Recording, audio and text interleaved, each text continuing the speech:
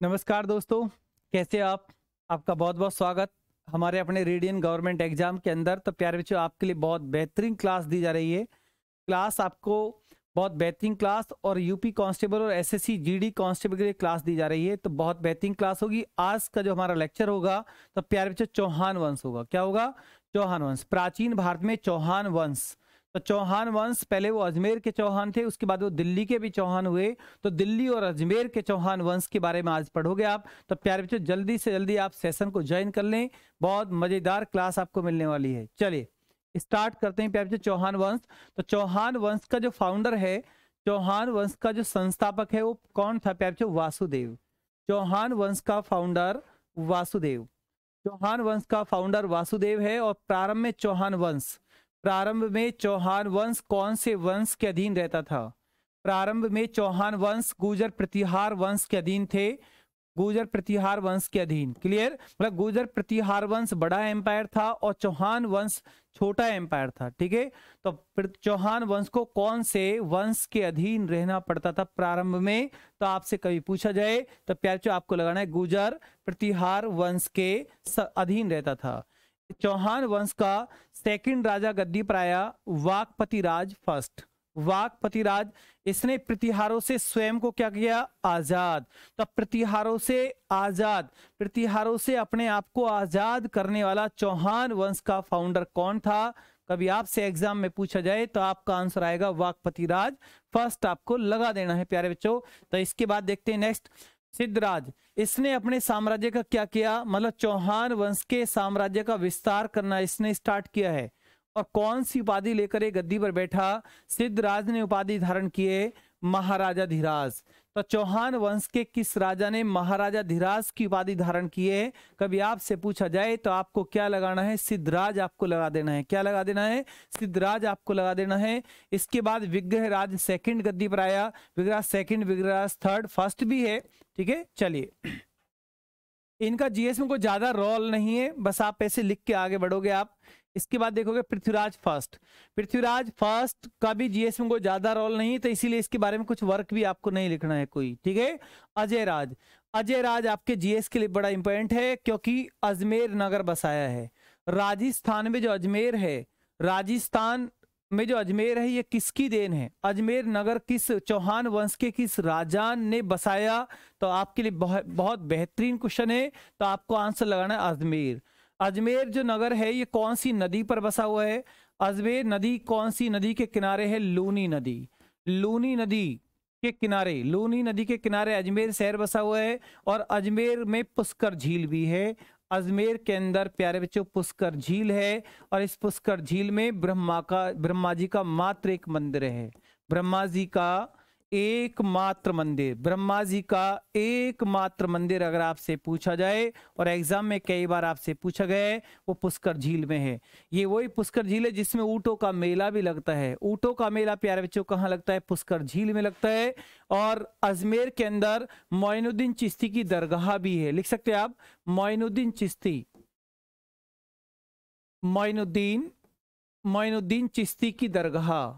मोइनुद्दीन चिश्ती की दरगाह अगर आपसे पूछ ली जाए, मकबरा पूछ लिया जाए, तो आपका आंसर क्या आएगा? अजमेर आपको लगाना है। अगर क्वेश्चन है चिश्ती संप्रदाय, चिश्ती संप्रदाय के फाउंडर कौन थे? तो प्यारे बच्चों आपका आंसर आएगा मोइनुद्दीन चिश्ती, जिनकी दरगाह कहां पर है? राजस्थान के अजमेर में है। और अजमेर शहर कौन सी नदी के किनारे बसा हुआ है? तो लूनी नदी के किनारे बसा हुआ है। ये वही लूनी नदी है जो राजस्थान की नाग पहाड़ियों से निकलकर अजमेर के रास्ते होते हुए गुजरात के कच्छ के रण में लुप्त हो जाती है। ठीक है, चलिए इसके बाद अर्णोराज गद्दी पर आता है। इनका भी जीएस में कोई ज्यादा रोल है नहीं। विग्रहराज चतुर्थ। विग्रहराज चतुर्थ जिनको क्या कहते हैं? बीसल देव। चौहान वंश का सबसे पावरफुल राजा, चौहान वंश का सबसे शक्तिशाली राजा कौन हुआ है? बीसल देव हुआ है। और इसके बाद पृथ्वीराज थर्ड हुआ है। पृथ्वीराज थर्ड हुआ है। चलिए नेक्स्ट, सबसे शक्तिशाली राजा, चौहान वंश का सबसे पावरफुल राजा कौन था? बीसल देव, जिसको हम विग्रहराज चतुर्थ भी कहते हैं। और इनके दरबार में एक विद्वान व्यक्ति रहता है, सोमदेव। पॉइंट को समझें प्यारे बच्चों, सोमदेव विद्वान। सोमदेव विद्वान किस राजा के दरबार में था? तो आप बताओगे चौहान वंश के बीसल देव के दरबार में। और ये सोमदेव विद्वान ने एक रचना लिखी है। कौन सी रचना लिखी है प्यारे बच्चों? सोमदेव ने रचना लिखी है ललित विग्रह राज। ललित विग्रह राज के राइटर कौन है? सोमदेव हैं। और सोमदेव किस चौहान वंश के दरबार में रहते हैं? तो बीसल देव के दरबार में रहते हैं। ये बीसल देव चौहान वंश का सबसे पावरफुल राजा है, पावरफुल राजा है प्यारे बच्चों। चलिए नोट कर लें आप इसको, या इसका आप स्क्रीनशॉट भी आप कर सकते हैं। चलिए इसके बाद स्क्रीन बोर्ड पर देखिए आप पृथ्वीराज थर्ड, ये वो पृथ्वीराज थर्ड है। देखिए यहाँ पर पृथ्वीराज थर्ड, जिसको हम पृथ्वीराज चौहान के नाम से जो प्रसिद्ध हुआ है। और पृथ्वीराज थर्ड को ही, पृथ्वीराज चौहान को ही क्या कहते हैं प्यारे बच्चों? राय पिथौरा कहते हैं। राय पिथौरा कौन से चौहान वंश के किस राजा को राय पिथौरा बोला गया है? कभी एग्जाम में क्वेश्चन आए तो आपका आंसर क्या आएगा? पृथ्वीराज चौहान आपको लगा देना है। और चंदेल वंश के परमर्दी देव, चंदेल वंश के जो राजा हैं, राजपूत चंदेल वंश के जो राजा हैं, इनका क्षेत्र हुआ करता था बुंदेलखंड। कौन सा क्षेत्र? बुंदेलखंड। अभी मैं आपको चंदेल वंश भी पढ़ाऊंगा आगे। बुंदेलखंड जो क्षेत्र था वो किन राजपूत राजाओं का क्षेत्र था? कहां से? चंदेल राजपूत राजाओं का जो क्षेत्र हुआ करता था वो बुंदेलखंड हुआ करता था।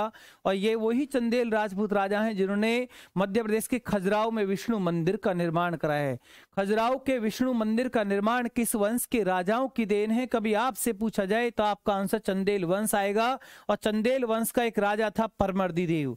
चंदेल वंश का सबसे अंतिम शक्तिशाली राजा, चंदेल वंश का अंतिम शक्तिशाली राजा परमर्दी देव हुए हैं। और इनको भी पराजित किसने कर दिया? 1182 ईस्वी में। 1182 ईस्वी में पृथ्वीराज चौहान ने चंदेल वंश के राजा परमर्दी देव को पराजित किया। और परमर्दी देव के दो सेनापति, दो सेनानायक आला और उदल काफी वीरता के साथ युद्ध लड़े और वीर गति को इसमें प्राप्त हो गए थे। ठीक है, चलिए प्यारे बच्चों आप इसको नोट कर ले, या आप इसका स्क्रीनशॉट भी आप कर सकते हैं। नेक्स्ट पॉइंट, पृथ्वीराज चौहान का दरबारी कवि। पृथ्वीराज चौहान का दरबारी कवि कौन हुआ है? चंद्रप्रदायी। पृथ्वीराज चौहान का दरबारी कवि कौन था? चंद्रप्रदायी। और चंद्रप्रदायी ने प्यारे बच्चों कौन सी एक रचना लिखी है? पृथ्वीराज रासो। एग्जाम में बार बार क्वेश्चन आता है कि पृथ्वीराज रासो का राइटर कौन है, पृथ्वीराज रासो के रचयिता कौन है? तो आपका आंसर क्या आएगा? चंद्रप्रदायी आपको लगा देना है। बहुत बेहतरीन और बहुत इंपॉर्टेंट क्वेश्चन है और बेसिकल क्वेश्चन है। तराइन का प्रथम युद्ध, अगर तराइन के युद्ध की बात करें तो तराइन क्षेत्र में दो युद्ध हैं। तो तराइन का पहला युद्ध और तराइन का सेकंड युद्ध। अगर पहले युद्ध की बात करें तो 1191 में तराइन का पहला युद्ध हुआ है। तराइन का पहला युद्ध किस किस के बीच हुआ है? तो तराइन के पहले युद्ध में पृथ्वीराज चौहान ने मोहम्मद गौरी को हराया। पृथ्वीराज चौहान ने मोहम्मद गौरी को हराया तराइन के पहले युद्ध में। और मोहम्मद गौरी कौन था? तुर्की था, गौर वंश से था, गौर एम्पायर से था, तुर्की था। और इसके बाद सेकंड युद्ध हुआ, तराइन का सेकंड युद्ध कौन सी सन में हो रहा है? 1192 में। आप कोई भी एग्जाम देते हैं तो ये दोनों युद्ध बड़े ऐतिहासिक युद्ध हैं, 1191 और 1192। आपसे वो कभी सन पूछ लेता है, कभी ये पूछ लेता है कि ये युद्ध किस किस के बीच हो रहे हैं। तो आपका किसी का आज के बाद ये पॉइंट या कंसेप्ट गलत नहीं होना चाहिए। तराइन का सेकंड युद्ध, तराइन के सेकंड युद्ध किस किस के बीच? मोहम्मद गौरी ने पृथ्वीराज चौहान को हराया। क्या? मार दिया। क्लियर? तो तराइन का सेकंड युद्ध में पृथ्वीराज चौहान हार गया मोहम्मद गौरी से। और इसमें मोहम्मद गौरी की सहायता या पृथ्वीराज चौहान की सहायता किसने नहीं की थी? राजा जयचंद। क्योंकि आपको पता है कि राजा जयचंद और पृथ्वीराज चौहान एक दूसरे के समकालीन रहे और दोनों एक दूसरे के क्या थे? जाने दुश्मन थे। ठीक है, तो यहां पर ये पॉइंट निकल के आता है। तो मोहम्मद गौरी ने पृथ्वीराज चौहान को इसमें हरा दिया। 1186 की बात करें तो 1186 वाला पॉइंट रह गया था, इस पॉइंट को आप यहां देखिए आप। तो 1186 इसी में चालुक्य वंश के भीम सेकंड को हराया। मतलब पृथ्वीराज चौहान ने 1186 ईस्वी में चालुक्य वंश के, कौन सा चालुक्य? अनिल वाड़ के चालुक्य वंश के भीम सेकंड को भी हराया है।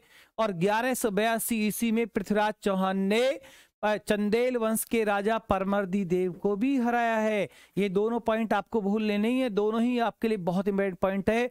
और जितना चौहान वंश से आपके लिए क्वेश्चन आएगा, जहां से क्वेश्चन आएगा वो टोटल डिक्टो कंसेप्ट मैंने आपके सामने रख दिया है। आप किसी भी एग्जाम में बैठोगे तो चौहान वंश का आज के बाद आपका कोई क्वेश्चन ही गलत नहीं होगा प्यारे बच्चों। तो आप इसको नोट कर लें या इसका स्क्रीनशॉट कर लें। ये आपके कंसेप्ट था और कंसेप्ट के साथ प्रीवियस क्वेश्चन एग्जाम एग्जाम में कैसे आते हैं, कौन कौन से क्वेश्चन आपसे पूछे गए हैं, तो इसके बाद आपके लिए ऑब्जेक्टिव क्वेश्चन मैंने लगा रखे हैं। बिल्कुल क्लास के साथ लास्ट तक बने रहें।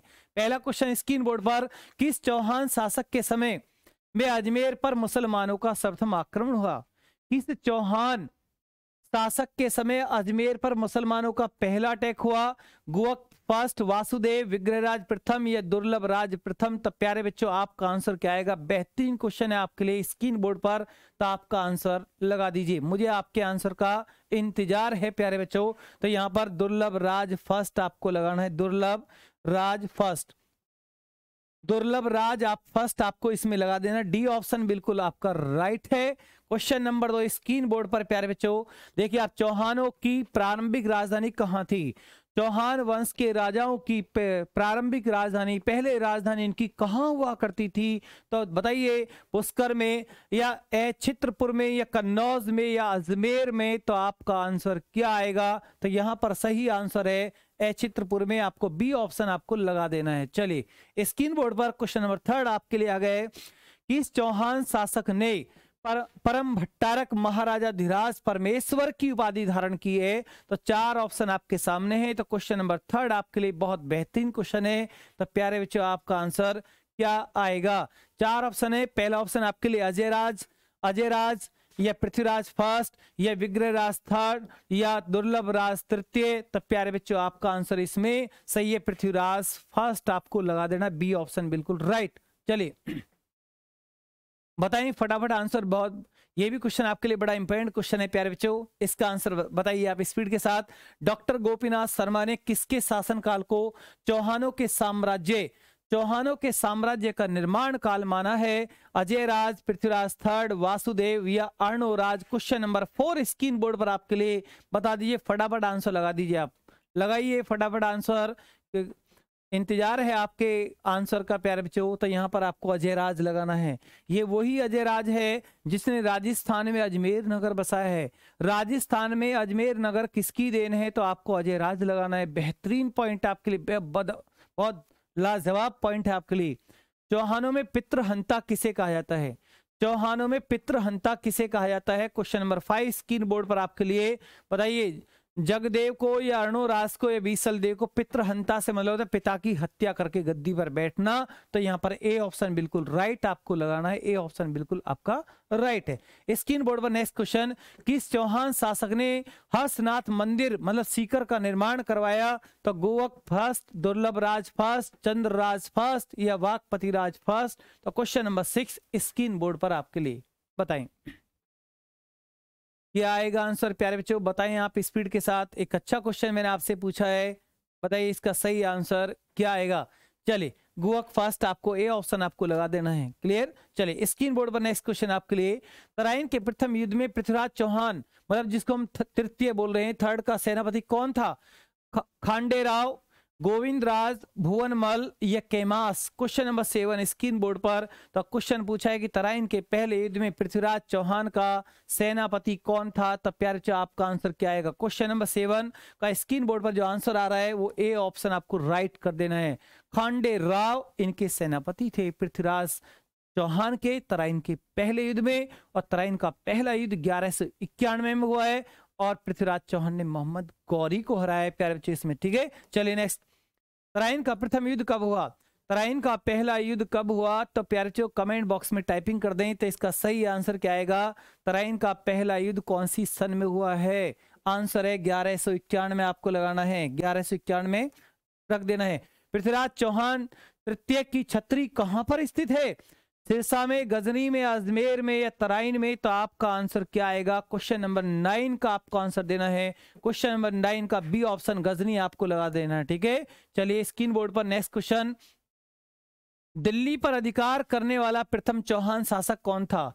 दिल्ली पर अधिकार करने वाला प्रथम चौहान वंश का शासक कौन था? तो कमेंट बॉक्स में आप टाइपिंग करें, बेहतरीन क्वेश्चन होगा आपके लिए, बहुत बेहतरीन। विग्रहराज चतुर्थ, सी ऑप्शन बिल्कुल आपका राइट, सी ऑप्शन बिल्कुल आपका राइट है।